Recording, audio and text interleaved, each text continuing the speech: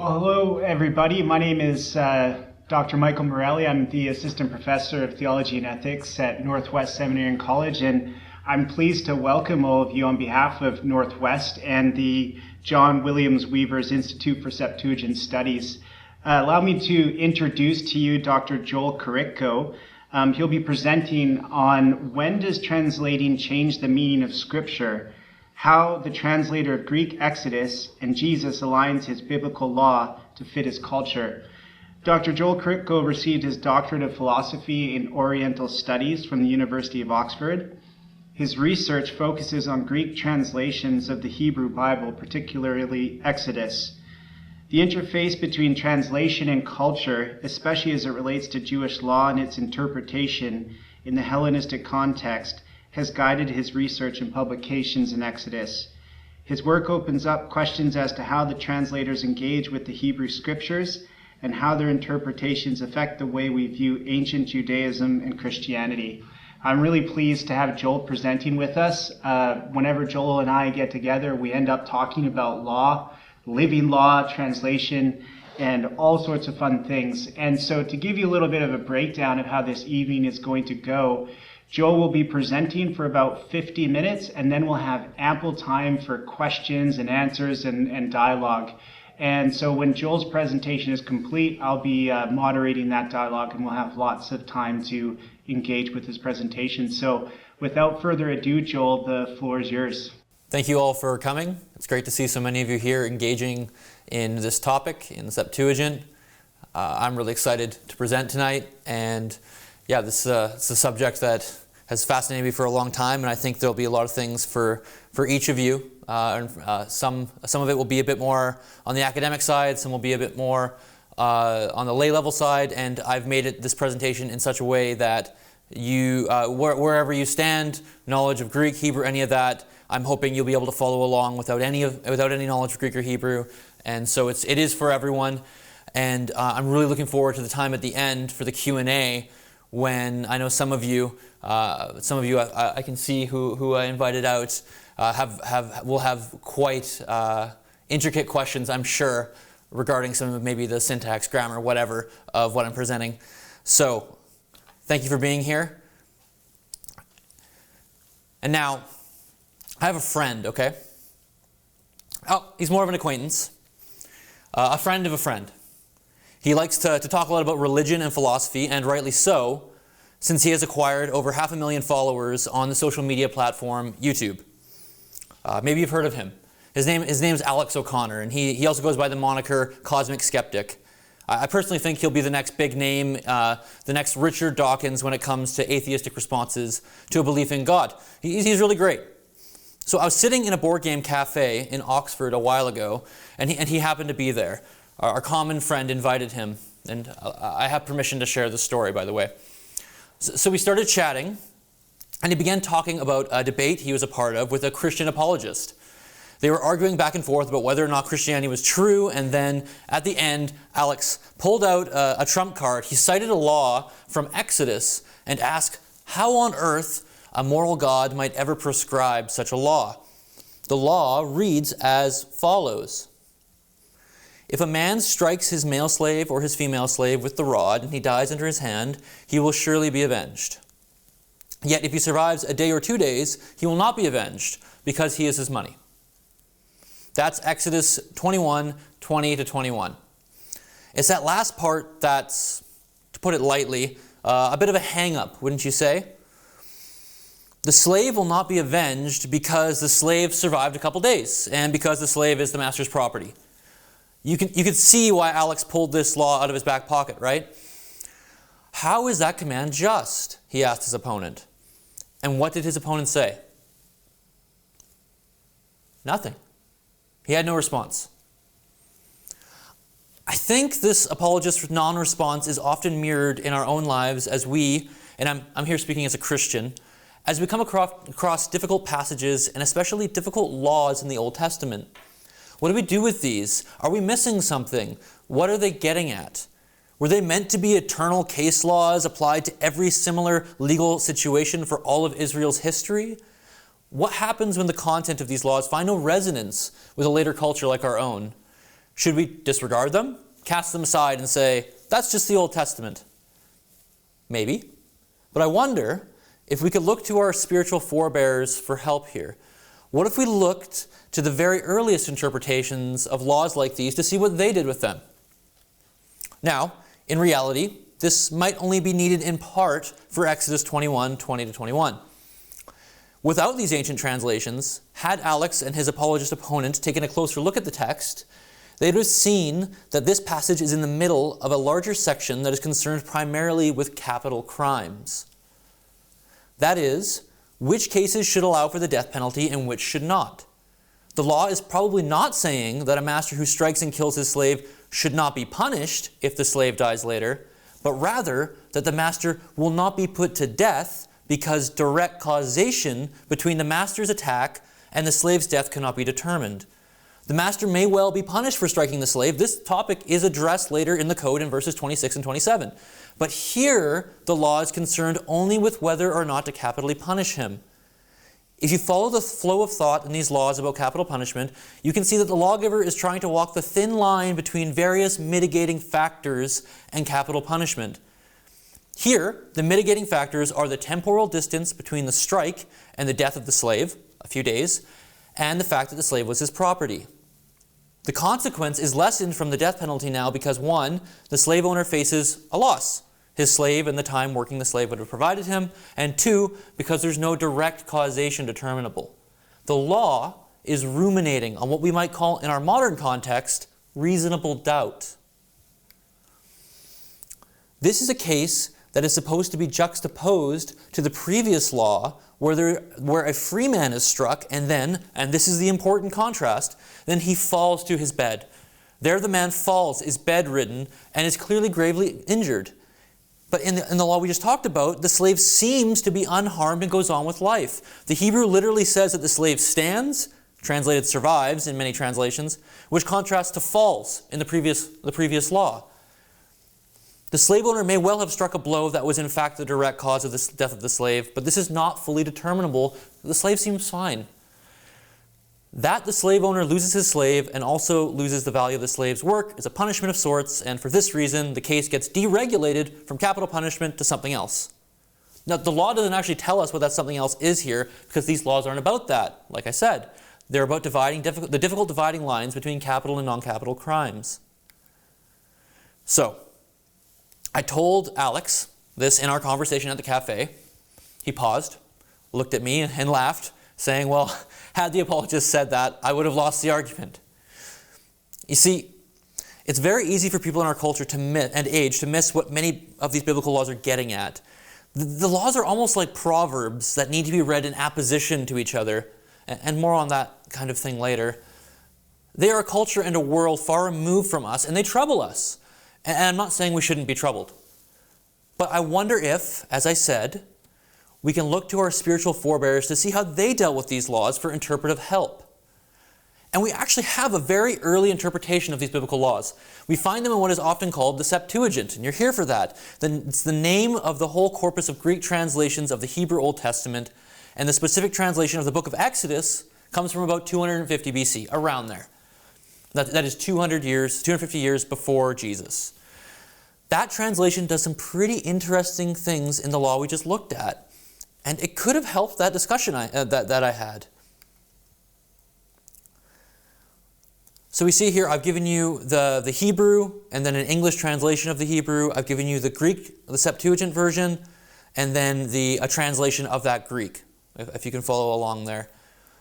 So we're just kind of looking at that fourth line down, that second English translation. If someone might strike his male slave or female slave with the staff, and he might die by his hand, in a trial he will be avenged. There's a subtle difference here. And those of you that know Hebrew will know that there's nothing in the phrase nakom yinakem, he will surely be avenged, the infinitive absolute, an intensifying construction. Nothing in that refers to a trial. But you need to know that this phrase is debated. Now, many ancient and modern commentators agree that nakom yinakem is another way of referring to the death penalty. But it's not the exact same phrase used elsewhere in these laws for capital punishment. Elsewhere, the phrase is mot yumat. The reason it says he, the slave, will be avenged rather than he, the master, will be put to death is probably because the former phrase indicates that the courts step in to avenge the dead slave, since they may not have had family or a legal advocate to do so nearby.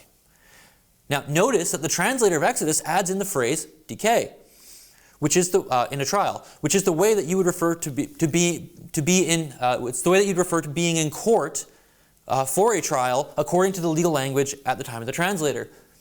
Previous commentators on the Septuagint have missed the precise definition here. If you want to see this meaning, you can see it in the documentary papyri we have from that time. And by documentary papyri, I'm referring to the texts that have been found from the ancient world that were not intentionally preserved through scribes over the last 2 millennia. We have found law codes or court transcripts, letters, and other such things in the trash piles and dirt mounds of ancient Egypt and elsewhere. They show us that this phrase, decay, was legal language at the time for in a trial. But as I said, that's not what the Hebrew text directly says. It is, however, what might have been meant or implied if it were judges who were going to act on behalf of the slave who has no family or legal advocate nearby. Remember that I said that this is probably why a different term for the death penalty is used here. The slave would be avenged in court because the perpetrator would be held accountable by judges. It is possible that the translator then has actually filled in the context with this translation and given us an easier read of the ambiguous phrase, he will be avenged.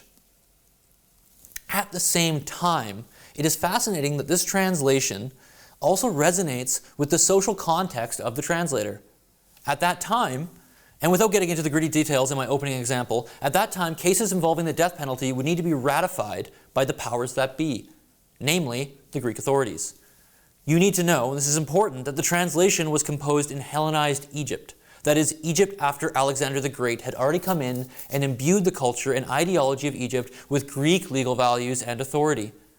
The Greeks had colonized Egypt, including the practice of law to some degree. Cases involving the death penalty would now have belonged to Greek high courts, hence the need for a trial, decay. It is also very possible that at the time of the translation, a master killing a slave might not warrant the death penalty according to the law at the time. By including in a trial, the translator may have been distancing the law from the death penalty, since the judges could in fact decide to do otherwise. So that the master will suffer vengeance in a trial, or the slave will be avenged in a trial, could also be viewed as an example of the translator updating the law according to his own time and context. Maybe. Maybe the master faces death. Maybe they don't. It will be decided in a trial. So my question then is, how do you feel about this change? You might say, well, it's still pretty close to the Hebrew. In fact, might actually be a contextual rendering that helps us understand the otherwise vague Hebrew. Sure. But how do you feel about the law possibly being changed a bit to fit the later context?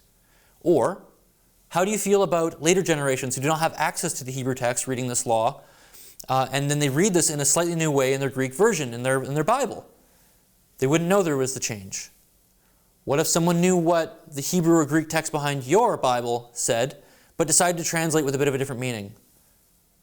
Now, your Bible is not really based off of the Septuagint translation, so I'm not saying anything about someone changing your canonical text if you're a Christian or someone who holds the Scripture in authority. Modern Old Testament translations are based off of the Hebrew text and not the Greek text. Most of the time. Little asterisk there. But I want you to keep these questions in mind as we proceed, and things will intensify as we move along.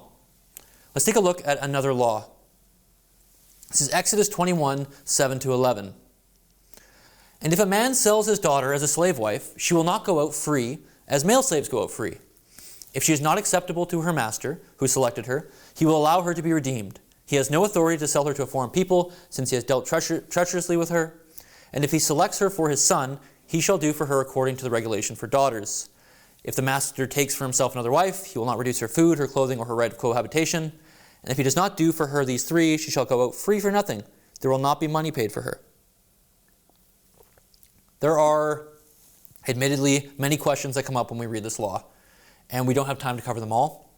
I especially, along with the last example, will not be covering the topic of slavery as it relates to the Bible. There's just not time. If we want to talk about it after, we can.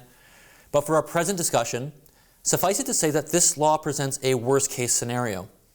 This is not a father giving up his own precious daughter to a man in marriage. That's a best-case scenario. No, this is a father selling his daughter to someone as a slave, and by all appearances as a slave wife. A slave wife is among the lowest rungs that existed in the hierarchy of ancient Near Eastern society. She is one of the least privileged and most vulnerable to abuse. But you can see some of the protections here, right? The master can't sell her off to some foreign land. She has to go back to her family. If she is a wife to the master's son, the master has to treat her like a daughter, which prevents things like sexual abuse. So far, so good, right? That's decent treatment, but then there's that last section.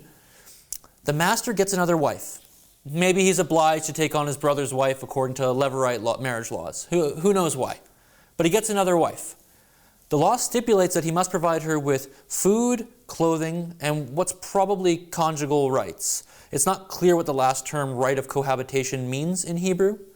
The Hebrew term is onah. This Hebrew word only occurs once in all of the Hebrew Bible, and it's here. How do we even figure out what it means then? Well, we do have the Septuagint to help us. The translator of Exodus gives us our earliest interpretation of onah, and says that it means intercourse. So that's really helpful for us who want confirmation concerning our translation of the Hebrew, and who want confidence in the biblical text we read. In this case, the Septuagint isn't changing the meaning of Scripture. It's giving us the meaning of Scripture, because the Hebrew is honestly just not clear. It's just it's very difficult. How else are we going to know? So here's a case where your English Bible is largely based off of the Septuagint, at least when dealing with this one little word. The meaning of the law, then, is that the wife is allowed to have sexual relations with the master, to bear children to the master, which is really important for her future survival and social status in that society. But let's be honest. We're still left with a bit of a bitter taste in our mouths. Food, clothing, intercourse. That's it? That's all he has to provide for her to be obligated to be his slave wife? What if he beats her? What if he constantly shames her in front of the whole city? What if he prostitutes her out? What if he works her fingers until they're blood and bare bone? There are 1,000 other things you could think of, right? Are those things all fine? What's this law getting at? Well, maybe our ancient and earliest interpretation can help us out again. Or I should say, our most ancient interpretation can help us out again. There's something else that you might have missed in this translation. Go back, read it over again. What is different from the Hebrew? And in 10 seconds, can anyone type it in? Can someone give me what's different? If you got it, type it in the chat really quick if you're super quick. 5, 4, 3, 2, 1. Did anyone get anything? Have we got anything in the chat? Nothing. No one. All right, that's okay. Did you miss it? It's the first provision. He shall not deprive her of her necessities, is what it says in the Greek translation, not her food. Hebrew says, he shall not deprive her of her food, she'er. That means food. What on earth is going on here? Well, can I let you in on a really cool moment in my life? Like all the best moments in life, it involves being in a library. A while ago, I was seated in the library across the street at Trinity Western. Actually, I think I was standing when it happened. Either way, I had just pulled out a hardcover copy of ancient papyri, and these were the ancient documentary texts I was just speaking about, and this volume focused on marriage contracts. I was skimming through it when all of a sudden my eyes caught hold of something. I was reading a marital contract from the Ptolemaic period, that is, the time period when the translation of Exodus was created, this Hellenized Egypt. I looked to the middle of the contract, to the spot where the provisions for a woman were stipulated. These were the things that a husband must not deprive the wife of, or else she has the right to divorce him. Can you guess what I found? What I found in not only one, not two, but in Greek marriage contract after Greek marriage contract for over 2 centuries. You don't need to know Greek. I've just underlined it and showed you there. I've got Exodus down at the bottom there.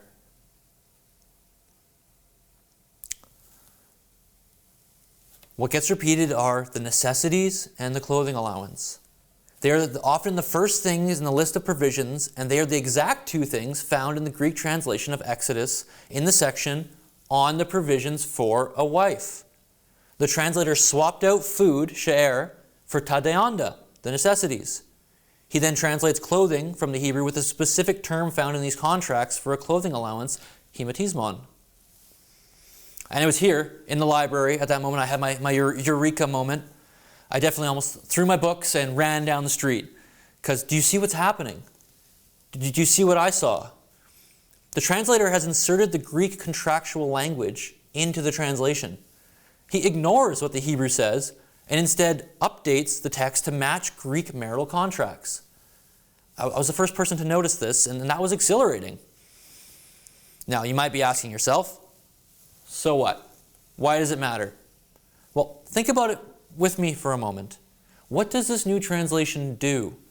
What does the necessities mean? Well, that's just the point.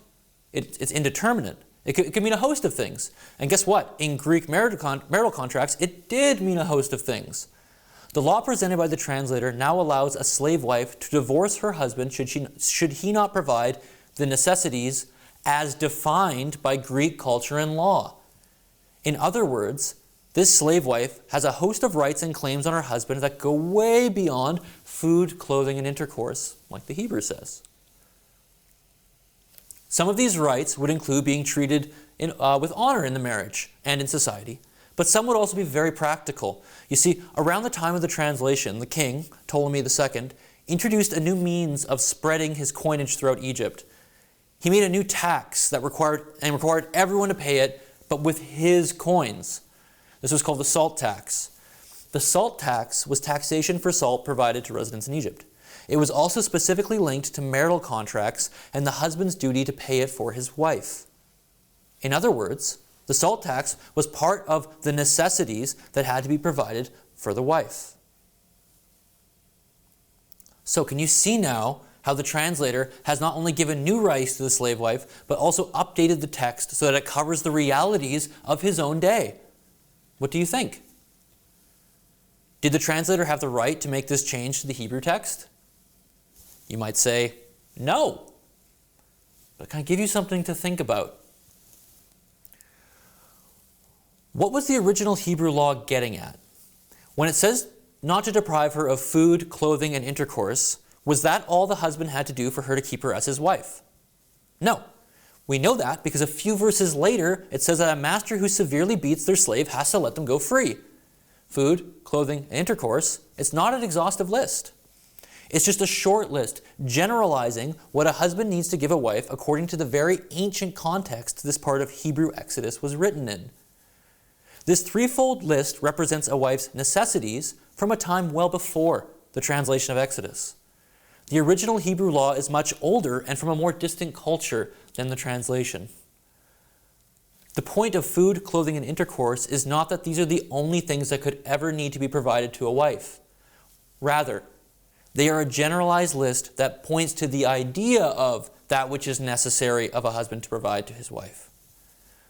I think if someone pulled the Hebrew lawgiver aside and said, I love what you did there. Food, clothing, intercourse, yeah, need to be given to a wife, but definitely not a bed. She can sleep outside with the animals in the cold. I think the Hebrew lawgiver would turn to that person and say, you are an unjust fool. That's because the law was originally getting at the idea of the necessities. So, do you think the translator was wrong now? Is it okay to have changed the text? What if it more accurately represents the genre and intent of the original law? Would this translation change the meaning of Scripture? Now, I'm going to throw another wrench into this dilemma since I've mentioned genre and intent. I'm going to hazard a guess and say that when most of you read the statement, he will not deprive her of food, clothing, and intercourse, you thought to yourself, okay, those are the exact three things that have to be given to her. Why did you think that? Well, I think it's safe to say that it has something to do with our conception of law codes, of law. Law codes, to us Westerners, they're absolute. They speak of specific and exact rules that establish the norm for the future. It's what's called a practical authority. If you do X, you get Y every time. A practical authority. This way of thinking about law is actually very close to the ancient Greeks. It is not, however, how very ancient Hebrews and their neighbors thought about law codes. Law codes in the ancient Near East were often what we might call epistemic authorities. That is, they did not provide a once-and-for-all ruling for every case in the future, but rather provided a framework for thinking about specific cases, wisdom, one might say, and then left the decision of a particular case up to local judges. We're pretty certain this is true because out of all the surviving court documentation we have in the ancient Near East, we don't see law codes being cited in court cases as practical authorities. Even in the Bible, you will be hard-pressed to see the case laws of Exodus or elsewhere applied in the narrative sections of the text. Check out what this scholar says, and this way of viewing things is growing in influence now among conservative, liberal, ancient legal and biblical scholars alike. As scholars have noted, the Bible nowhere instructs judges to consult written sources. Narratives of adjudication, such as the trial of Solomon in 1 Kings 3, likewise lack references to written sources of law. No one collection of laws, nor even all of the corpora taken together, display a striving to provide a comprehensive set of rules to be applied in judicial cases. And that's from Joshua Behrman's Inconsistency in the Torah. The Hebrews did not think of law like we think of law. They seem to have seen it as an epistemic authority, and we see law as a practical authority. So when we come across this law in Exodus, we think of food, clothing, and intercourse. That's it.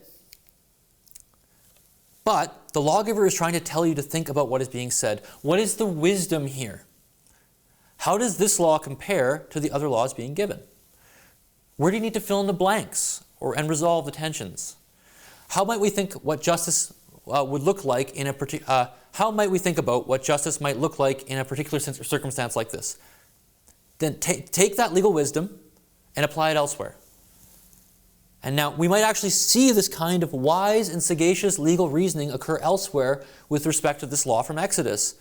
In the 1st century of the Common Era, we find a free Jewish woman named Babitha claiming her rights in a marriage as based on this law in Exodus.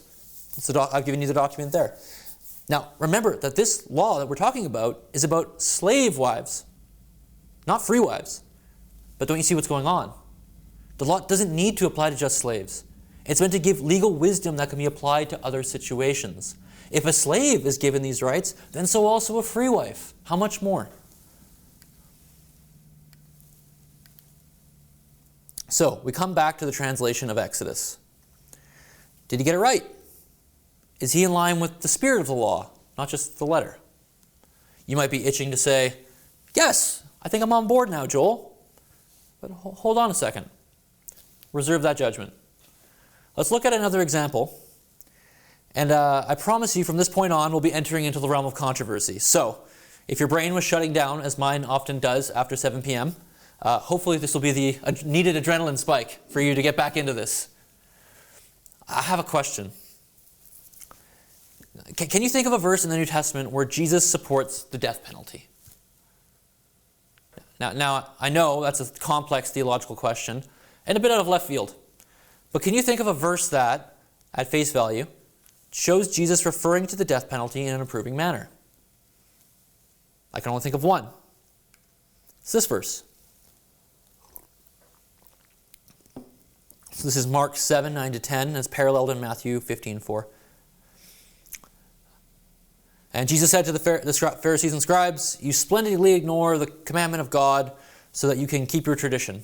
For Moses said, 'Honor your father and mother,' and here's a quotation from the Old Testament, 'The one who speaks evil of father and mother must certainly die.'" And I've just given you the Lexham English Bible there, but that's basically replicated in most translations. So is that it? Jesus cites the Old Testament that approves of the death penalty for speaking ill of father and mother, right? Well, maybe, but let's back up for a second.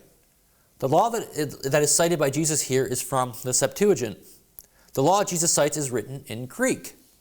So shouldn't we look to that translation first? And it just so happens that the verse Jesus cites is in the section we've been talking about already. Take a look at the following laws. So I've given again Hebrew, an English translation of the Hebrew, the Septuagint, and then an English translation of the Septuagint. And I've given you two separate verses here. So anyone who strikes father or mother shall be put to death. That's the Hebrew. And the Greek, whoever habitually strikes his father or mother shall be put to death. That's the Septuagint. And jumping to verse 17, which is verse 16 in the Septuagint. Different versification. Anyone who curses father or mother shall be put to death. And the one speaking ill of his father or mother shall meet an untimely end. Now, I've done something in translation there, and we're going to talk about it. But first off, just to clear the air, this law is talking about adult children who curse their parents. And by curse, in the Hebrew text, it does not mean to swear at. It probably means something more like disavow, with the idea being that you are, excuse my language, telling your parents quite literally to go to hell. That's what this person's doing. It seems to be tantamount to parental abandonment. In the Greek version, the law seems to be more focused on the verbal element. It seems to convey speaking evil of a parent, not necessarily disavowing and hence abandoning them. It is possible that the translator didn't catch the disavowing or abandoning idea inherent in the original Hebrew law and just focused on the act of speaking itself. But I'm actually not going to focus on that. I understand there are lots of questions about this law, but we're not going to focus on that part. I want to instead draw your attention to the punishment clauses.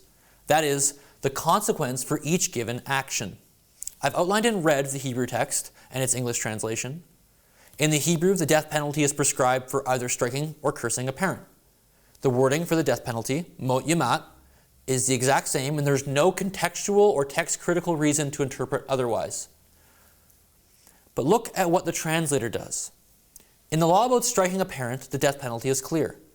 The translator uses a verb that means put to death, thanatao. In fact, I looked up every use of this term, thanatao, in the centuries prior to and after the translation, and it always refers to the legal death penalty when it is used with reference to humans. The translator also puts a noun in the dative before this verb, which is thanato. This literally translates something like in death or by death, thanato. So a literal translation could be something like, and I know literal is not a good word necessarily to use, could be something like, by death he shall be put to death. A bit strange, but we will come back to that. Now look at the law about cursing father or mother. The translator uses a different term. Here we find teleftao. It's in the purple. This verb means to die. The translation also has the fronted thanato, by death, in green. So we could literally translate this something like, by death he shall die. Now you will rightly raise the question, well, isn't that basically the exact same thing? By death he shall be put to death, and by death he shall die. Sound like the exact same thing? Yes, they do. And that was the claim of previous scholarship on these verses, up until my recent work here at Northwest and then at the University of Oxford. I asked the question, are these just synonymous phrases? Are they just saying the same thing in two different ways? How would I find out? Well, I did a deep dive into all of our Greek resources from that time period. I looked at all the terminology that Greeks use for the death penalty. Instead of giving you a big chart, I can just show you the terms typically used here. If you want a big chart, I do have an article in JSCS from last year, or better yet, hopefully my monograph will be out relatively soon. You can check that out, which will have even more expanded charts. Anyways, classicists agree that the types of terms for the death penalty are, and this is a quote from a classicist, they're pretty unimaginative. And we can see here that they are. One of the things I found in my investigation was this. That second verb from Exodus 21:17 in the purple, that verb teleftao is never used to prescribe the death penalty in Greek law. You can see that it is not in the list above, and sorry if you don't know Greek, this is one slide where you just got to trust us. And even outside of Greek law, this verb is not used in and of itself to refer to formally putting someone to death. So by itself, the fact that the translator chose teleftao, that's very odd. Unless they're just unskilled, they don't know what they're talking about. So it can be stated with some degree of confidence that a person who knew Greek well, who read this law, would probably not understand teleftao to refer to the death penalty. So that's something to consider on its own. But there's another thing. Remember that fronted noun in green, thanato? Well, when looking through the Greek texts that survived from the ancient world, I found there's a specific idiom that occurs. By an idiom, I mean something like cat's out of the bag or it'll be your funeral. It's a set of words put together, creates a specific meaning when combined together. The idiom is this. Thanato, that green we had, plus a verb that means to die, it means meet an untimely end. Meet an early demise. Here are some examples. So this first one here is from Dinarchus, and it's just the time right before the translation, within 100 years or so. And you can see it says to take up a cause of those who have met a violent end, and there it's the same thanato with teleftao, just morphologically different there. And banish or execute any in the city who have broken the law. And at the end there, you've actually got the death penalty. So in the exact same sentence, you've got the death penalty, and you've got thanato teleftao. So that's something to consider. And then in Demades, also from the century prior, it says, after the Theban destruction, Alexander demanded the lives of the orators. But the Deimos sent Demades to beg for them. This Demades persuaded Alexander against putting the orators to death, saying, permit them in or by the rhetoric of Athens to meet an untimely demise. So in ancient Greek, you can put thanato before other verbs that refer to dying, and it creates an idiom. What it conveys is not a natural, peaceful death at the end of your life, but rather an untimely demise, an early death, getting hit by a bus, choking on a hot dog, telling your wife that, yes, that dress makes you look fat. All these things will bring about an early and untimely demise for you. The idiom is found throughout Greek literature, and in the first example, you can actually see, as I said, that the same phrase as our text in Exodus is there, beside a reference to the death penalty, which is pretty strong evidence these phrases were not considered synonymous. In this first example, the idiom refers to someone dying early. In the second example, Demades, Alexander the Great wants to put some orators to death, but Demades persuades Alexander to do otherwise. Since Demades is arguing against the death penalty, what Demades suggests must be a reality that is not the death penalty. That's tautologous. And to say that they are the same would be tautologous. He describes that alternative using this idiom again. You can see it in red there. So this is a case where the idiom is actually used as a direct contrast to the death penalty. It can't mean the death penalty. I'll give you two more examples, this time from the Septuagint. And we'll just stay here for just 1 second. I'm not going to get into the details, but for those of you who know Hebrew, you can see that the same idiom appears in other translations in places where there's a different underlying Hebrew than what we find in Exodus. And just like in the previous examples, the context of each of these verses is groups of people who will meet an untimely demise, an early death. So then, what does it all mean? Let's bring it together. I am claiming that Exodus 21:17 in the Greek version does not refer to the death penalty. Instead, the translator intended that his readers would read this law with an imprecation as its penalty. By imprecation, I mean there is no here and now punishment prescribed. He's saying the person who speaks ill of his parent, that person ought to get their comeuppance. They ought to meet their end. That's not the death penalty. That's saying, bad on you for doing that. I hope it catches up to you and God gives you what you deserve.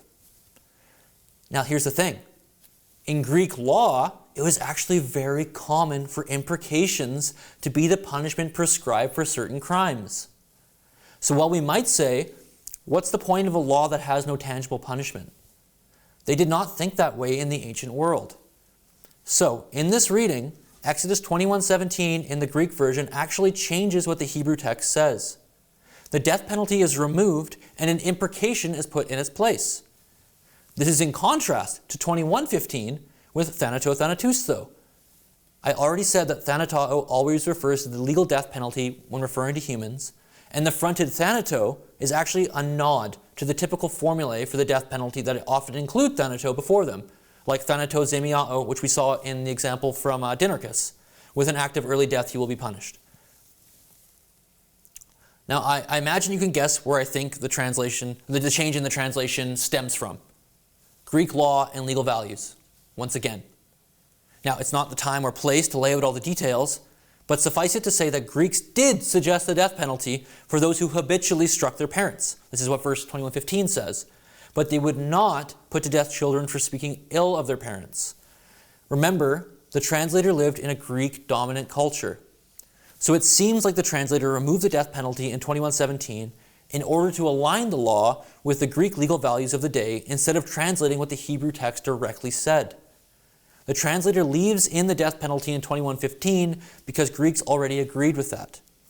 In fact, the translator adds in the habitual element through the present tense typti. I don't know if any of you noticed that. It's anomalous. It's strange because everywhere else you have patasso in the aorist tense. For those of you who know Greek, it's just out of nowhere. So how do you feel about this change? 21:17 went from do put them to death to don't put them to death. Has this translation changed the meaning of Scripture? Well, Houston, we have a problem here, because now we circle back to Jesus. What version of the law does Jesus cite? He cites the Septuagint version. What does that law teach, at least according to its original intent? It says that the one speaking ill of father or mother ought to meet an untimely demise. It's an imprecation. There's no death penalty like the Hebrew. Some of you might say, wait, what does that mean for us that Jesus cited a law that doesn't actually say what our Old Testaments say? Others might be saying, aha, so Jesus actually didn't support the death penalty when he cited this verse. These are both understandable responses. But in both cases, it's more complex than that. So bear with me for a second, because this might get a bit confusing if it hasn't been already. While it is true that Jesus cites the law in his changed version, that does not mean that Jesus intended for the law to be understood in the same way that the original translator intended it to be understood. Here's why. The original translation of this law happened almost 300 years earlier, in about 250 BC. That original translation did not change the meaning of the Hebrew text from the death penalty into an imprecation. That original translation did change the meaning of the Hebrew text from the death penalty into an imprecation. However, over the next 300 years, there will be Jews, Greeks, and others reading this translation as it spread like wildfire across the Mediterranean. Over time, it is possible that some Jews looked back to the Hebrew text and said, wait a second, this Greek version doesn't say what the Hebrew says, but the translation's already out there and it's not like they could change that. So it is possible that they read it and just said to each other, you should read this as a death penalty despite the weird Greek. It's also possible, and seems probable, that over these 300 years, the idiom I told you about dropped out of use. There are hints in Philo that this is the case. So it may be that in Jesus' day, while Exodus 21:15 and 21:17 had a different Greek text, they both came to be traditionally understood as the death penalty. That's one side of the coin. The other side is that, and this is confusing, I understand, that Jesus may have not been teaching in Greek. If he was teaching in Aramaic or citing the law in Hebrew, he would not have cited this Greek version. The reason we see the Greek Septuagint version in our Bibles is because the author of the Gospel of Mark wrote in Greek. And when Mark cited the Old Testament, he pretty much always cites the Greek Bible that most Jews were reading, which is this Septuagint version. And of course, we can talk about recensions and all that after if you want, but generally speaking, this was the major one. So while we see the Greek version, we might need to imagine this is a placeholder of sorts. It might stand in for what Jesus really said, which wasn't actually the law in Hebrew or Aramaic. So then, it is possible that the original meaning of the Septuagint law was lost over 300 years, and it's possible that Jesus cited the law in Hebrew or Aramaic, but Mark and Matthew give it to us in the Greek version because it's the Greek version everybody knew. So, are you confused yet? I mean, I am. This is tough stuff. Sometimes it rattles your head a bit. Can we say that Jesus, like the original translator, intended for us to understand that the death penalty was no longer in effect because of his citation of the Septuagint? My honest answer is that we don't know. We're at a bit of a stalemate. There is, on one side, an interesting quote from Josephus. a historian at the time of Jesus, who says that the Pharisees had a tradition where they would not put people to death for reproaches, that is, for verbal abuse. That tradition might go against what we find in the Hebrew of Exodus 21:17, like we saw. But it does match up with what I'm claiming for the Greek version. In light of my argumentation so far, you could also add Leviticus 24:16 in its Greek version to this line of reasoning, which is also about verbal reproaches actually naming the name. If you check out Leviticus 24:16, the same thing happens. Telef Ta'u appears out of nowhere. So it seems like the death penalty's gone there too. That is not beyond our current discussion. So it's possible that this new understanding of Exodus 21:17 had in fact made it into some Jewish way of thought at the time of Jesus with the Pharisees. Perhaps it made it to Jesus himself.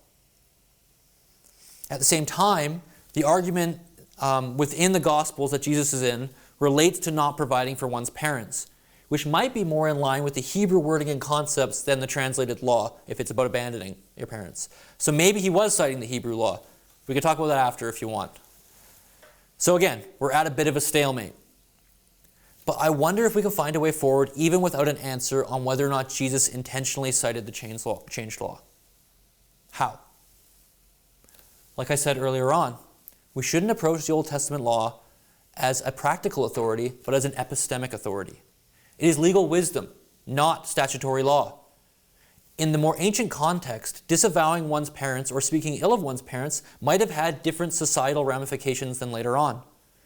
In societies like that of the translation of Exodus, and us for that matter, in these cases the severity of the crime might not be as great.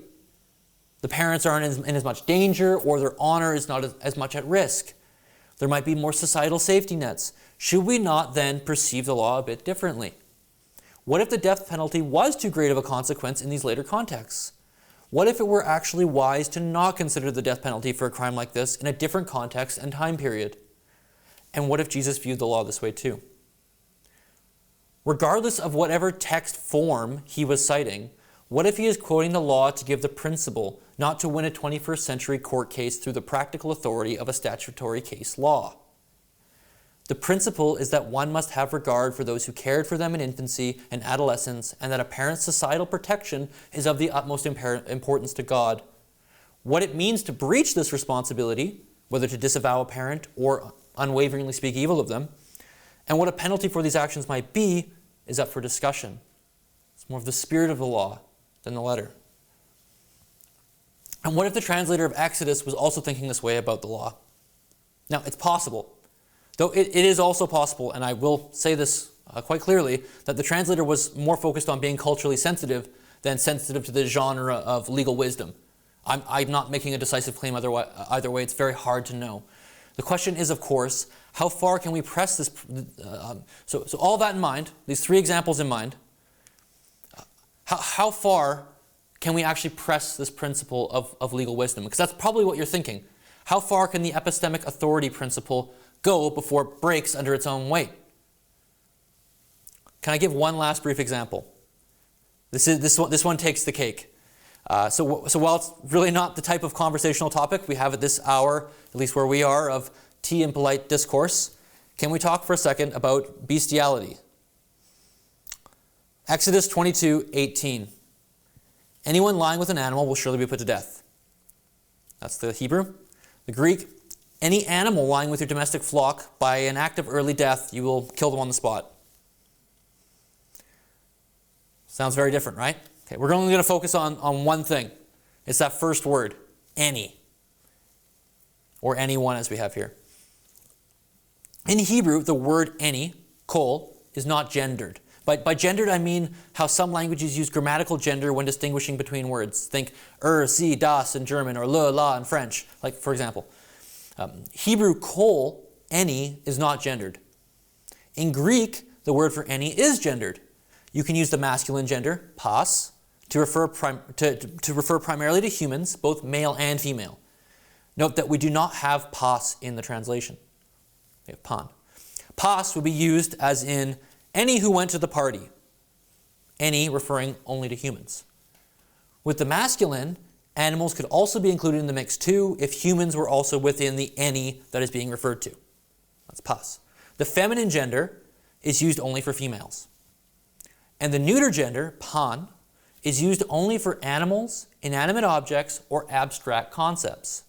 So if I said, any who went to drink from the river, in the neuter gender, it would refer to any of the animals who went to drink from the river. Okay, so take that knowledge and bring it to Exodus. In this law, originally about bestiality, in Hebrew, Exodus, something strange happens in the translation. The translator uses the Greek neuter for that word any. Everywhere else in the Septuagint, and I mean everywhere, I think there's only one example where I believe the same thing is going on, but everywhere else, the neuter gender pan, any, is not used to refer to humans.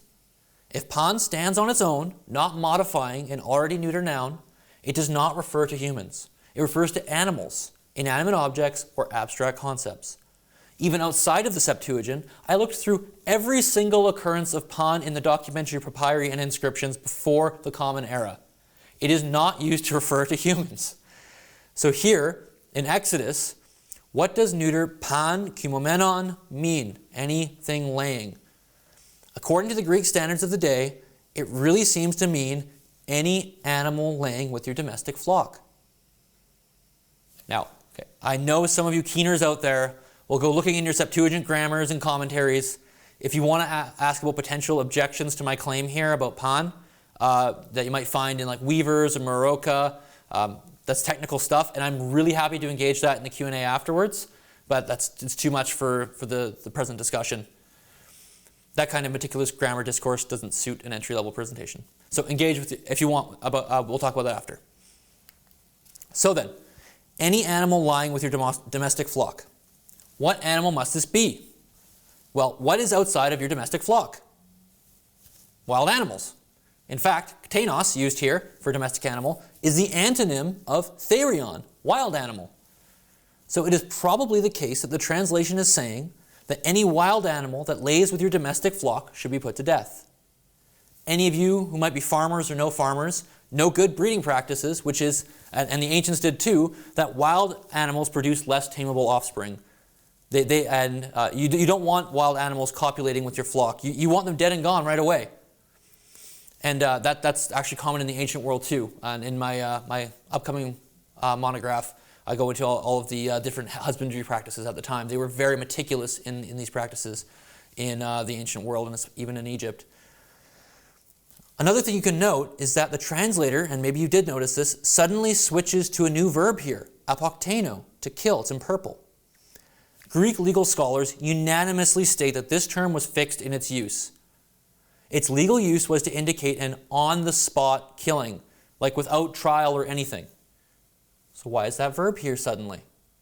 Because the law is talking about killing an animal on the spot, not a human. You couldn't kill a human on the spot in that culture. You wouldn't use apokteno to refer to the legal death sentence. And now you might be asking to yourself, Joel, this new law has nothing to do with bestiality. And you are correct. It does not. What happened? And you know my answer. You've read the title. Greek law. Greeks and Egyptians did not legislate against sexually deviant behaviors. Sure, adultery and a few other things were criminal, but something as odd as bestiality was not. So the translator once again has updated the law to fit his context. But this update is more like a total overhaul. The subject matter of the law is completely changed. It went from bestiality to animal husbandry. They did, in fact, have strict breeding practices, like I said, at this time. Now, what are we supposed to do with this? Has this translation changed the meaning of Scripture?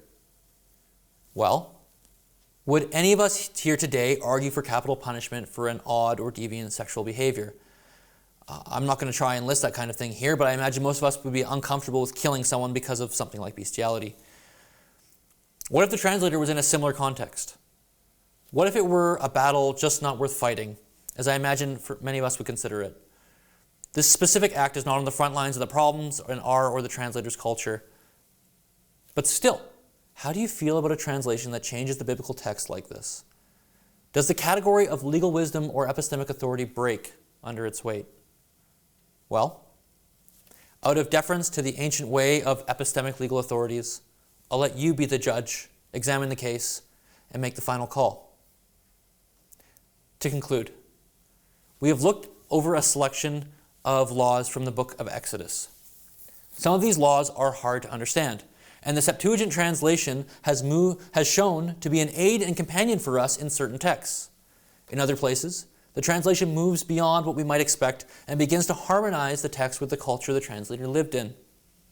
It may be that this is simply a case of secularization and giving in to his culture, but it could also be viewed as his understanding of these laws according to their more ancient context, that of epistemic law or legal wisdom. Some of the subtle adaptations might then be in line with the spirit of the law and not the letter. In some cases, the translator seems to push pretty hard away from the original text, like we just saw. How you wish to judge the translator's efforts is yours to decide. But I'd first turn the questions you ask him back to yourself. In practice, how do some of these laws integrate with your faith and life? I wonder if it will look as different from the translator as you might think. I want to thank you for attending this seminar. And as we move into Q&A, I want to invite anyone who might be interested in studying the Septuagint or the Bible at Northwest or the Weavers Institute to come and check us out. Email me or others. Thank you for coming out. We would love to work with you and dialogue about your interests and goals. It's been a pleasure to bring some of you my research and ideas. Thank you. Thank you, Joel. Please join me in giving Dr. Joel Korytko a virtual round of applause for his very detailed and thoroughly researched presentation. I suspect we'll have a lot of questions and engagements. So the way that we will approach this is we actually are in a classroom that's outfitted for audio playback. So if you would like to type your question, I can review it and call on you to read it out. Or if you just want to raise your hand, using the raise the hand function, I can call on people in order and you can give Joel your question. He can hear you and he can respond live and you can have a lively back and forth. So yeah, by all means, we have plenty of time for questions, comments, clarifications, and I know that Joel is game for that. So absolutely. Yeah. Am I okay to use my software on this computer? Yeah. Okay.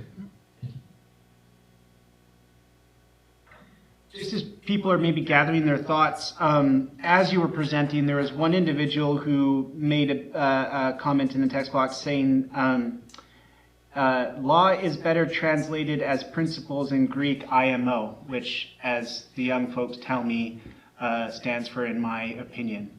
What do you make of that, Joel? Depends on context. Depends on where you're using the word law.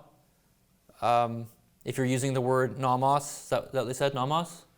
They didn't specify. Okay, they didn't specify. Yeah, I mean, it depends on, like this presentation has kind of pointed towards. They said nomos, yes. Yeah. So nomos. If you're talking in a Greek courtroom, I think they'd beg to differ. But if you're talking about the roots of the term nomos, yes, principle, and can nomos be used? Let's say, Paul in Romans 8, you seem to see him using nomos as kind of as a principle and doing kind of like a pun and play on words with the nomos of Moses and then the nomos of the Spirit. And so there's this principle of the Spirit, but then the law of Moses, but they're the same. It's kind of like a pun going on. So I think it just depends on the context. But yes, as a general rule, principle is pretty good. And Torah, which is what is translated nomos in, so Torah being Hebrew and nomos being Greek, Torah would mean something like instruction rather than like statutory law, that kind of thing. So yeah, it's an insightful comment. Other questions or comments? John, would you like to vocalize your question here, or if you prefer, I can read it out, whatever works for you.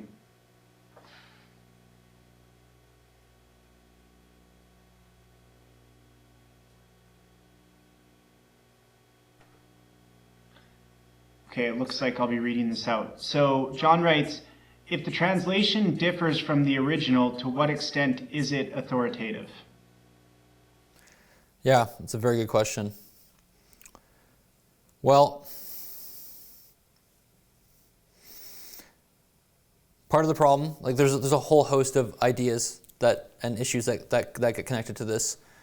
For first off, if it's differing from, let's say, a section or a text that we know well, and we can really quite easily discern what it says in the Hebrew, and there's really no dispute, then do we need to talk about authority if we are grounding our authority in the Hebrew text, being the progenitor of the Greek text? So in those cases, no.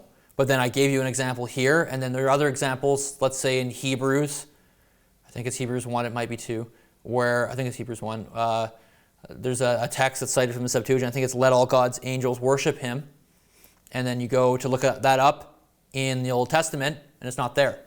In your Hebrew, it's not there. Because it seems like that the Masoretic text has lost that, and the traditions we've had have lost that, and I believe it appears in the Dead Sea Scrolls, but for a long time we didn't have that. We didn't even have that verse, but we had it in the Septuagint version in Hebrews, but it wasn't in our Hebrew Bible, and it wouldn't be in our English translations of our Hebrew Bible unless we're basing it on the Septuagint. So there's another wrench to throw into the whole mix, because it seems like the Septuagint there is giving us our actual earlier text, and had been for a very long time, and is therefore, I think we should probably say, more authoritative, because it's giving us the earlier text. But then we do have the problem when this whole part of this presentation was on, which is, let's say, when Jesus is citing a law that has a different meaning in its original translation, at least. Yeah, it's difficult, and I mean, part of the problem here is also what I haven't said in this presentation, but many of you might know, is the majority of the citations of the Old Testament come from the Septuagint, or this translation, this historical translation, and so let's say 90% or so in the New Testament.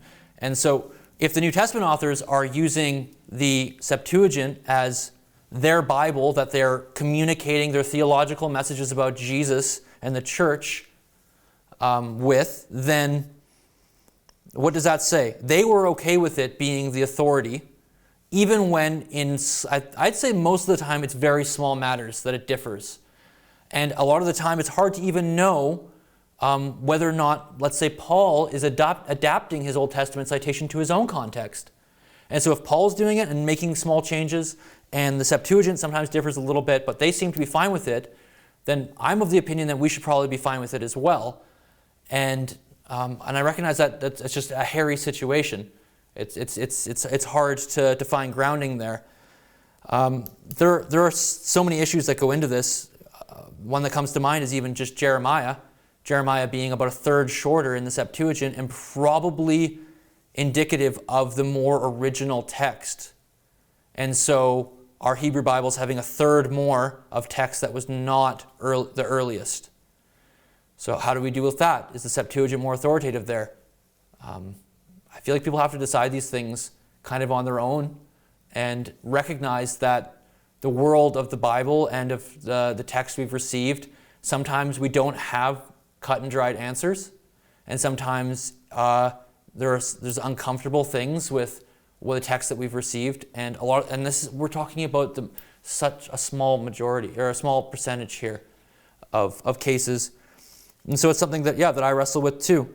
I think if the New Testament authors are okay with citing the Septuagint as their source for their theology, even in places where it differs, and I think they probably knew it differed. I don't think Paul was untrained. I think Paul had dealt with the Hebrew Scriptures, but he seemed fine with the Septuagint, partially because I imagine his audience had the Septuagint. And he's not going to change the translation that they have, lest he be accused of some sort of theological and biblical game where he's trying to make a meaning that is not there.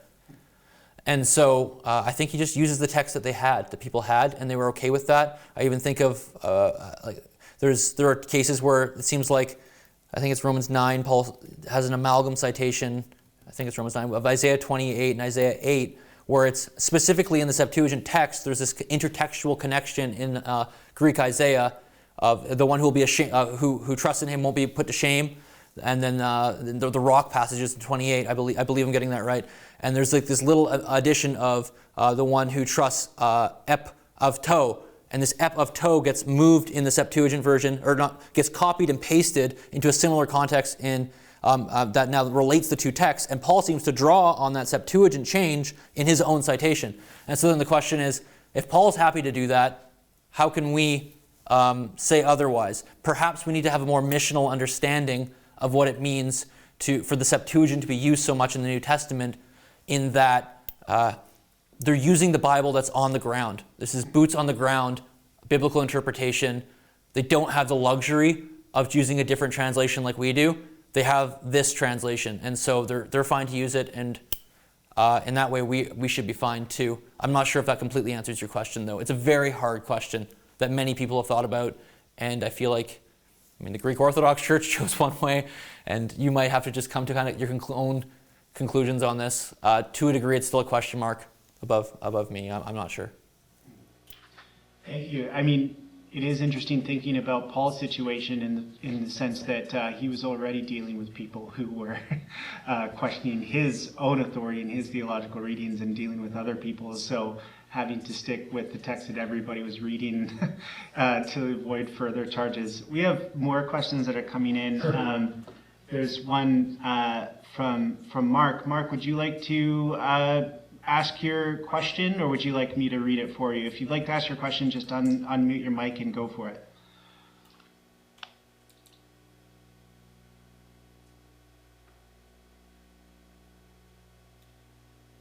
I will take the silence as voting for me. So Mark says, thank you. From any or all of the examples you provided, is there a possibility that the Greek translation is actually based on a different underlying Hebrew text other than the Masoretic text?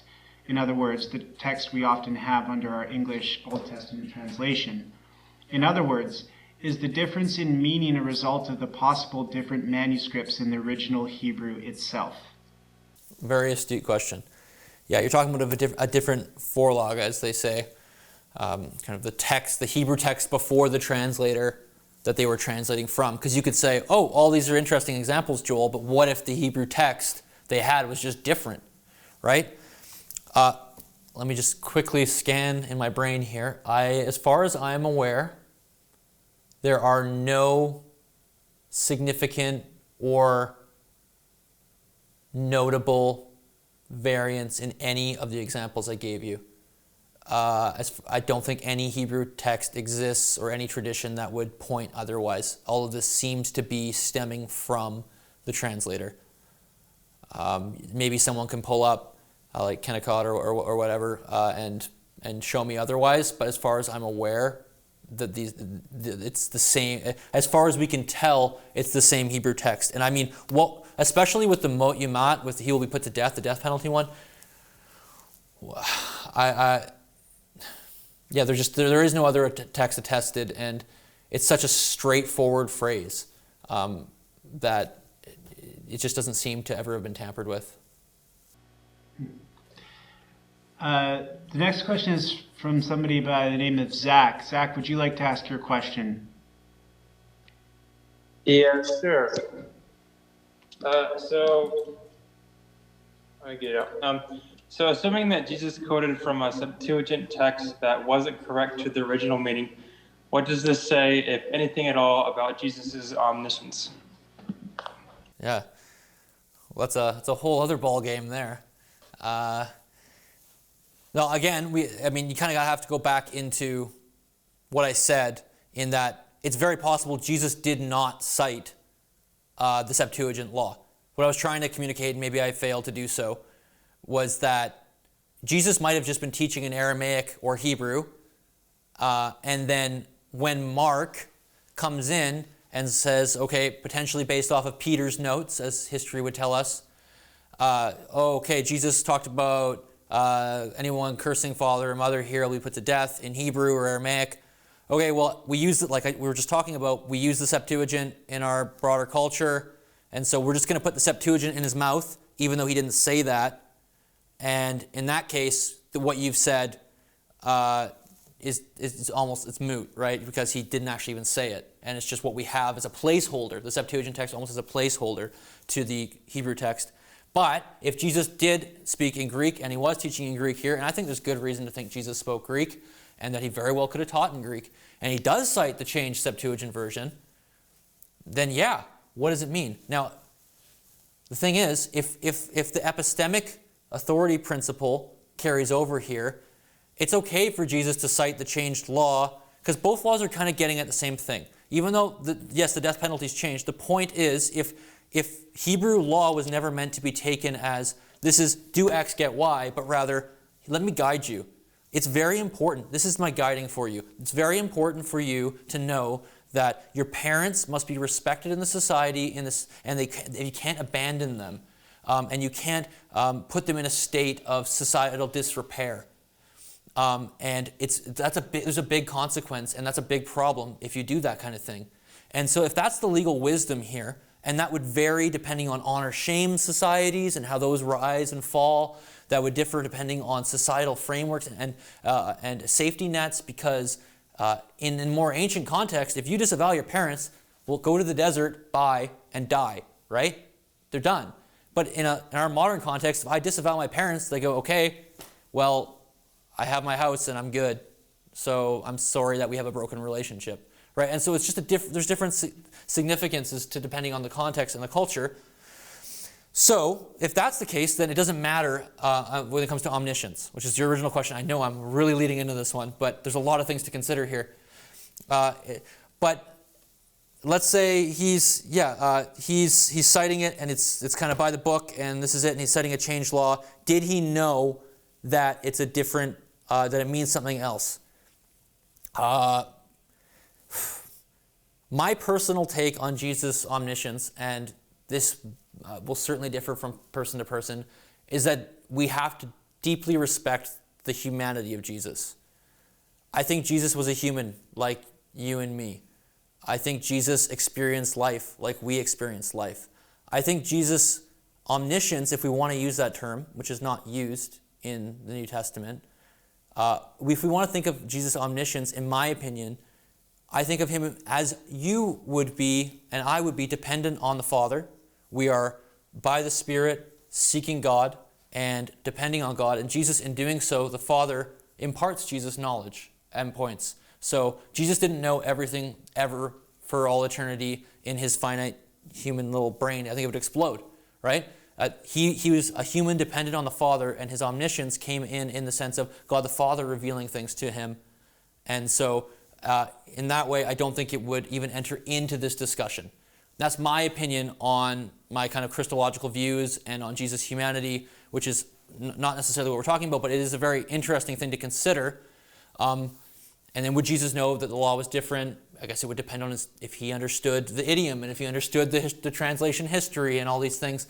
And maybe he did. Maybe he chatted with his guys who read a lot of Plato and the 4th century orators because they were well around. So maybe he did. But it's a good question and a long answer. Well, to further engage with that question, it did cross my mind at one point as I was listening to your presentation that omniscience could be, omniscience, omnipotence could be a way to explain it. But I also was thinking as well about the other angle of kenosis and the self-emptying, and though there could be the sort of omniscience or omnipotence at play, what does it say about the incarnation?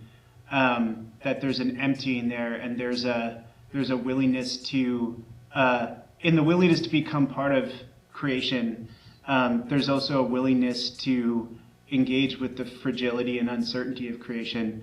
And I'm thinking in particular about you talking about the trash piles and dirt heaps of history, and those actually being local points of mediated divine self-revelation. And so, like, what happens when we look at, bring the understanding of mediation into the picture? There's a God that actually entrusts mediation for self-disclosure, and the uncertainty and fragility there, but also the sort of power and invitation there to engage in a dialogue. It's more of a comment than a question. It's what happens when you have a theologian who is sitting in on the Septuagint series. But what do you make of that angle in this discussion? Well, first off, it is the season of this is more of a comment than a question, given the next 2 weeks with SPL. But I could just echo that and say, yeah, I agree. I think that's the other angle of it, the kenosis angle, for sure. I don't really have any further comment. Thank you. Well, we have more questions. Sure. So, JD, would you like to ask your question, or would you like me to read it out? And if you'd like to ask your question, just unmute your mic and go for it. Hey, this is JD.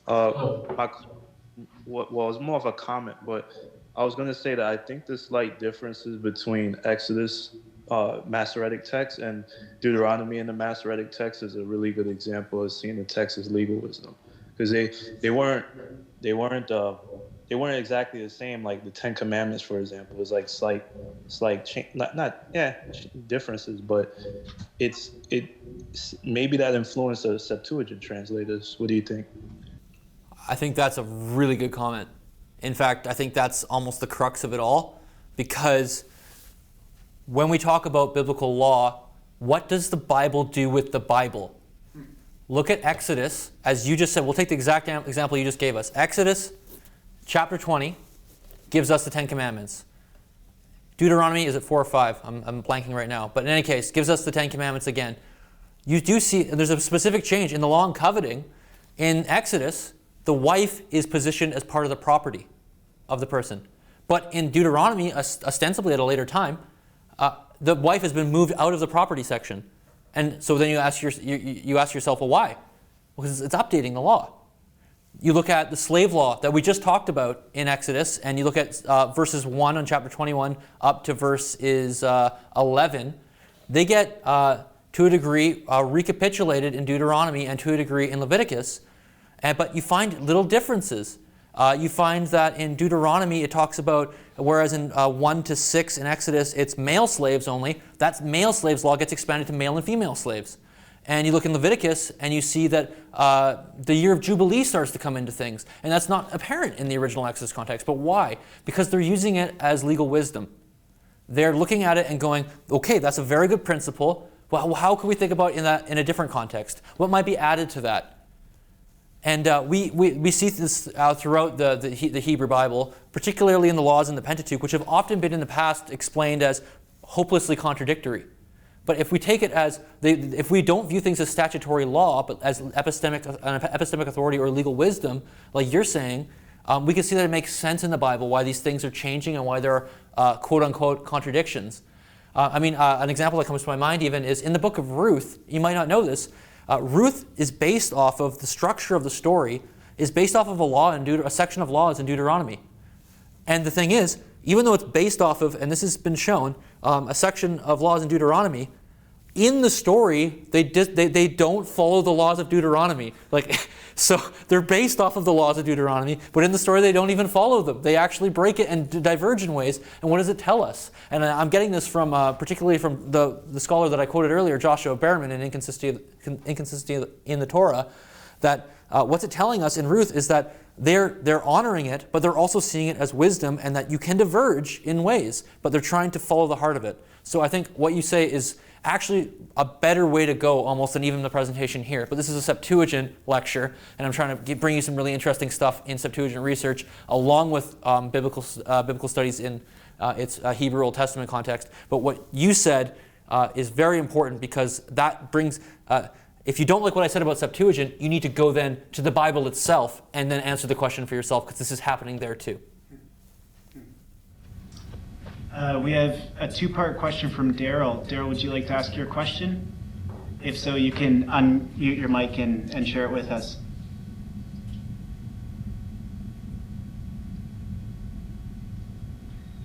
Okay, I'll read it out. So, two-part question. What hermeneutical principles have your research revealed applicable for New Testament exegesis? And how do you see your findings affecting verbal plenary inspiration?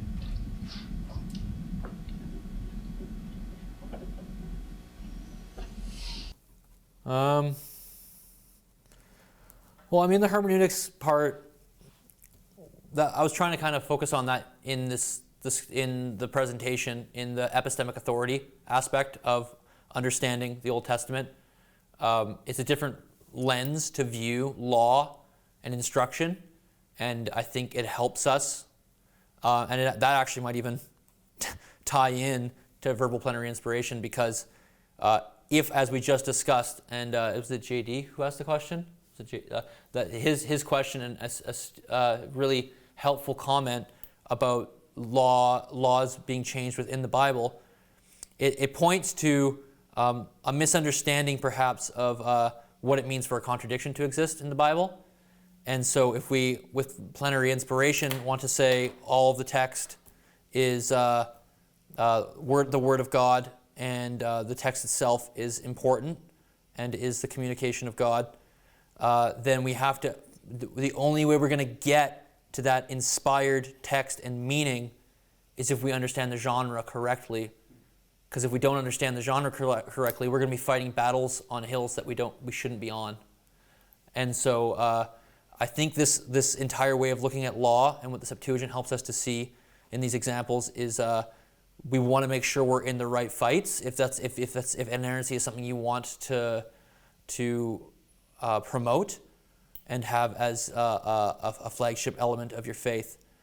How does my research more broadly affect verbal plenary, my understanding or an understanding of verbal plenary inspiration? I would pretty much just reiterate what I just said. I think I am someone who does take the text as authoritative, but I do so under the very large caveat that we must understand what the text was saying in its original context. We must understand the genre of the text. We must understand what the text was trying to teach, not looking at peripheral elements of the text, not the baggage that comes with it, but what is this writer trying to tell us and teach us? And that is what I find to be the authoritative message of Scripture. And so that takes a lot of work. And I'm not going to pretend like I have a definitive answer for everything, but that's kind of where I go currently in my life. Ask me again in a few years how I parse all these things. I find it all very difficult, and these are perennial questions and issues that we have to think through. But I think what the main pressing thing is, we gotta get the genre right. We gotta know why things are happening in the text, and we live, and take this as the most important point out of all of this, because I believe this so deeply. We live in the best time that has ever existed to study the Bible. We have so many resources. We have so much at our fingertips, and it's really the harvest is ripe, but the laborers are few. To come in and to really do some of the nitty-gritty work of looking at ancient law codes, looking at the Septuagint law codes. No, the reason no one found this stuff, no one wanted to look at that's not true entirely, but no one just, people don't do it. They don't look at all these ancient law codes. They don't try to find new ways of perceiving things. And so we live in a time that God, I think, is meeting the church in rigorous and full understanding of the text, and we should just embrace that and be very thankful for. We have a question from David. David, would you like to ask your question? Yeah, thank you. Joel, thanks so much for this talk. It's been really interesting. I really appreciate what you said about sort of legal wisdom and kind of trying to follow the spirit of the law in those sort of ways. Part of me, though, in the back of my mind has got the nagging question of, do we have kind of guardrails? Because kind of the principle is great, but you can see how maybe this could be taken off in directions where you kind of go, oh, I don't quite want to go there. Now, in my head, maybe the best thing I'm thinking of maybe would be sort of the rest of Scripture kind of functioning as you've got a set of bounds that kind of the rest of Scripture tells us about where we might want to go legally and not so much. In terms of, I think none of the changes that you've mentioned are against the rest of Scripture. But I was wondering if you had any further reflections maybe or clarifications on ways that we might be able to to kind of embrace this idea of legal wisdom, but also have a good sense of where the bounds are within, actually, if we go too far, well, yeah, what counts as too far, effectively. Yeah. Does that make sense? That makes a lot of sense. Thank you so much. Yeah, and that's a great question. I started to kind of get at that or talk about that, about when does this principle break at the end, and maybe that last example I gave, it does break, you know, and that's very possible. I think that we need to make sure we're taking a macro perspective here. So in that, we're talking about law and legal wisdom, but the Torah, despite what many people think, is not just a bunch of laws. The Torah is instruction of narrative. It's instruction in a much more holistic sense. And so I look to even Jesus here. What does Jesus do? You get whoever comes to him and says, hey, we can divorce our wife because Moses said so. And Jesus says, whoa, whoa, whoa, whoa, whoa. That's a concession in that that's not the best situation here. The law is giving you, again, a principle. Okay, life sucks sometimes and things happen and people are terrible and divorces happen. That's a concession. What do we do in that situation to protect some people? Just like in the law we saw here in Exodus. If a father sells his daughter as a slave, it's not saying, hey everybody, go sell your daughters as slaves. Great thing. Like does anyone really think that's what that says? Because we all intuitively know it's horrible. No father wants to give his daughter as a slave wife. It's the worst case scenario. So in this worst case scenario, what do? It's a concession. Okay?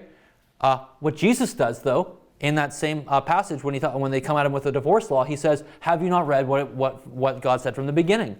And he brings in the narrative Torah to instruct the legal Torah. And so he pits wisdom against wisdom here and law against narrative. And he actually says, well, we actually know what the better situation is. And the better situation is a man and a woman being this one flesh union. And that's how it was from the beginning. And so he says, look to the rest of Scripture to give us guardrails, as you said, to keep us on a path, because the law, if it is legal wisdom, it's also, as I was saying, legal concession. And so we shouldn't see this as the best situation of all time. It really takes a lot of discernment for each case. But I think Jesus' example of how he dealt with this helps us move forward. Is that helpful? Yeah, thank you. Oh yeah, no problem. It also strikes me too, as I listen to you talk, is a lot of this stuff, and Jesus is a model of this too, is it's worked out in dialogue, right? So a lot of the exchanges about laws, I mean, it's actually imitating the way in which we're supposed to read the law, which is in dialogue, right? We read in dialogue with the text, but we read in dialogue with others. And it's through that interaction that new meaning is created, right? It's a communal discernment of wisdom. It's not the sole individual, peering into the text with the microscope and finding it and establishing the guardrails, but a communal endeavor that continues onward, right? And hopefully in a way that leads to life and not to death. What even is the principle in the New Testament? What does the Old Covenant, what does the promise of the New Covenant say? I will write the Torah on your hearts. The point being, I'm giving you wisdom, legal principles and wisdom here, but you're supposed to be able to carry this forward now by the Spirit and go, okay, we've had our training wheels on, let's take them off. Now we have the Spirit. We're supposed to, in a community, actually discern the good and the evil, as based on the help, of course, from the Torah, but we have to move it forward into our context, right? And that takes discernment. So yeah, exactly. And in that regard, John just has an aside comment, but I think it's worth reading. He says, so biblical law is not best understood as one of strict constructionism with a smiley face emoji. Yes, thank you. So Mark asked a question about the book you mentioned in respect to Ruth being tied to the section of Deuteronomy. Can you just mention the title again? Yeah, that's Joshua Berman, Berman. The book is called Inconsistency in the Torah. It came out in 2017, I believe.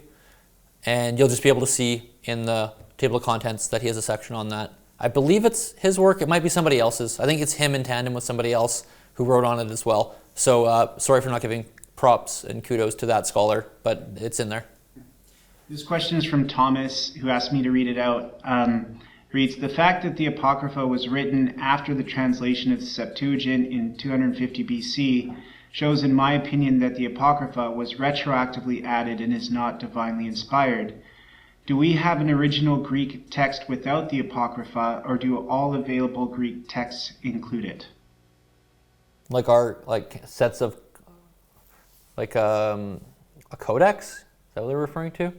So the Septuagint, the codices of the ancient world, they vary in what texts are included. Most of the time we have our Old Testament as we know it, but then there are often other Greek texts appended or included, and that list, as far as I'm aware, is not set, and it changes from between Sinaiticus to Alexandrinus, Vicanus, and so I don't have that memorized, but as far as I'm aware, they don't include much of the Apocrypha. I don't have these facts in my head, sorry, but the Apocrypha it's just some. It just depends. And so is there a set of canonical texts? When does the first one appear? I mean, there's Athanasius' Paschal Letter, and what is it, 367 or something, where he cites just the typical Old Testament and New Testament books as we recognize them in the Protestant tradition. And then you've got there's that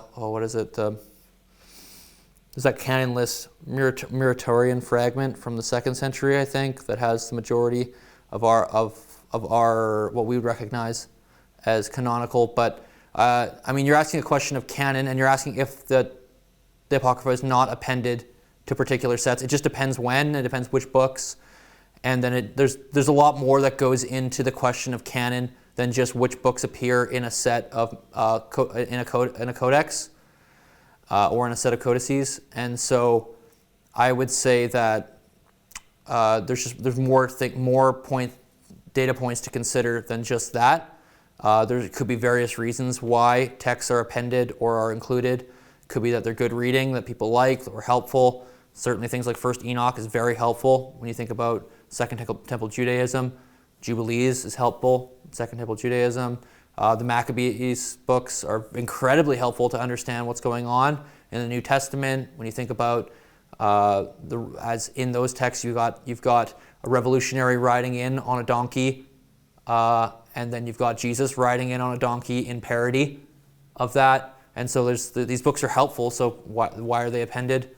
Perhaps they're considered inspired by some communities. Perhaps they're not. And so, the question of canon is difficult. It would require a lot more time to talk about, I think. It's a nuanced debate. Thank you. I mean, what's interesting about just watching you initially process that question is you can literally see from where I sit, you going into your mind castle and walking into each room. Yes. Yes. Well, we probably have time for one more question before we close down. So if there's one more burning question that people would like to put out there before we end the evening, feel free. But if not, we can call it a night and give Joel a warm round of applause. Oh, we have one more question from JD. So Sure. Go for it, JD. Hey, so I was thinking about rabbinic literature. I mean, that's a whole nother rabbit hole. Yes. But I was thinking about how, it's like Aquila and these other guys that write the other versions of the Septuagint. Are you aware of any major changes along then too? Toward the 2nd, 3rd century that probably affected Judaism? Oh, yeah, this is a huge question that my brain at this time of night might not do well with. So Aquila, Theodotion, Symmachus, the three, typically these well-known recensions of, or even translations of the Hebrew text and of the Septuagint. We've got a thing, so do I know of any big changes off the top of my head?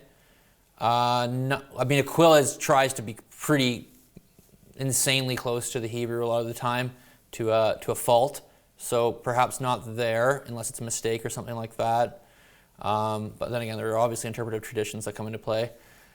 With respect to what I've said, I've looked through the three and to a degree rabbinic literature, and I don't see, I see actually divergences. So it looks like Symmachus, where it looks like sometimes they'll correct away from the Septuagint what was going on in what I've shown, but we only have fragmentary evidence of them.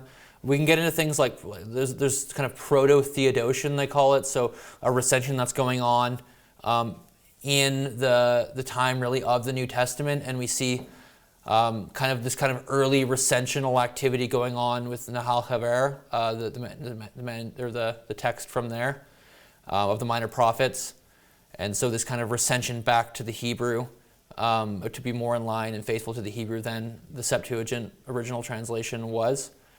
And again, nothing is coming to mind of like these big significant changes, but we do, I think Paul actually at certain points, he quotes, is it in Corinthians, like a Theodosianic version of the text that we're pretty sure comes from that recensional history. And so there do seem to be the effects of the recensions and of other translations that peek their head into the conversation of into the room of the conversation that's going on with the New Testament and the Old Testament.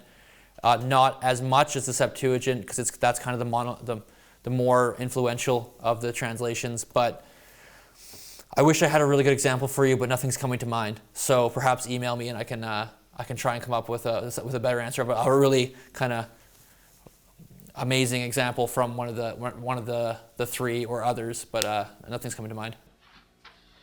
Okay.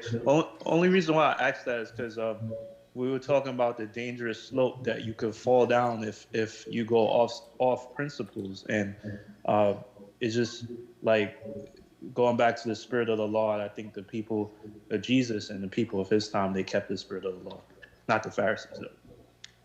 Yeah, I mean it's an interesting comment. I would caution a little bit when speaking of Pharisees as a whole.